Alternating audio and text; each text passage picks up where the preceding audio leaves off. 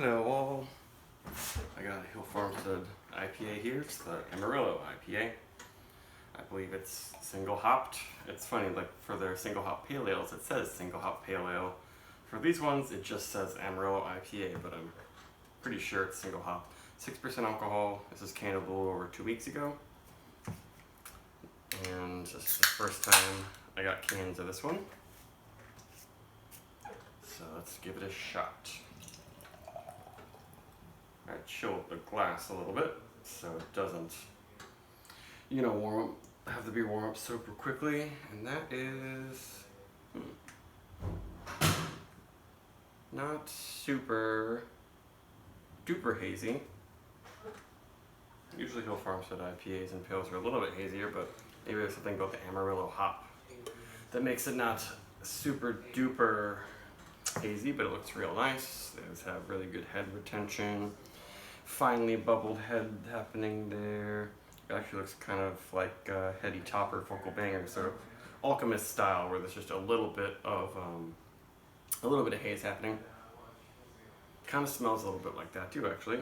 I'm pretty sure there's a large amount of Amarillo in heady topper. I know that Simcoe is also prominently featured, but it smells a little bit West Coasty actually. But because Amarillo is just kind of more old-fashioned hop, it seems like it's not even featured very much in any New England IPAs, hazy IPAs these days.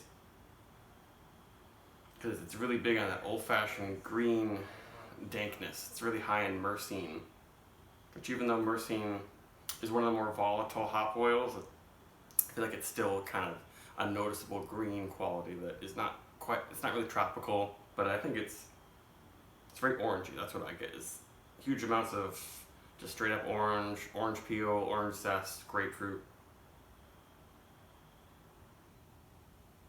Maybe a hint of sort of sweet tea, a little bit like citrusy tea. Lipton Bristol, a lemon tea sort of thing happening. It smells pretty good. But not super complex, just earth tea, a little bit grassy green, and lots of citrus.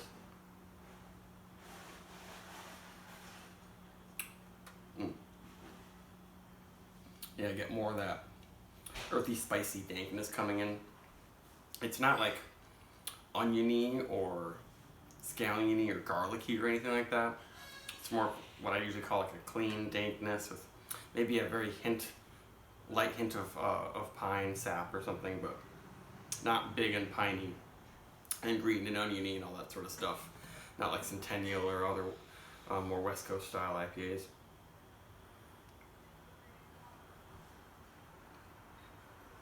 Mouth feels pretty good. No hop burn on this at all. No chalkiness. You can probably just looking at this beer, it's like you can tell that it won't have any problems like that. And there is a good amount of traditional old-fashioned bitterness in there too, so it's not too sweet. Pretty refreshing and making me want to go back for another sip right away.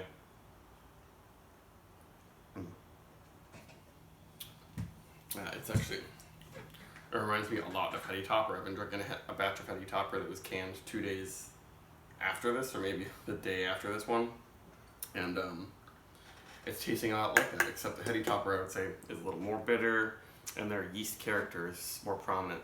This is finishing super clean. I'm not noticing like any yeast esters. Sometimes I feel like I do with their IPAs, but not this one.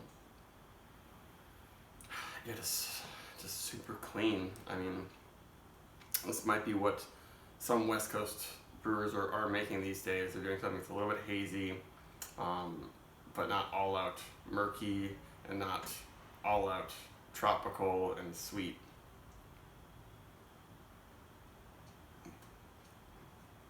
This might almost be a little bit like some of Half Acre's IPAs they're doing these days. A little bit more of a Midwestern type thing. Though of course, basically every brewer is also doing super hazy stuff now.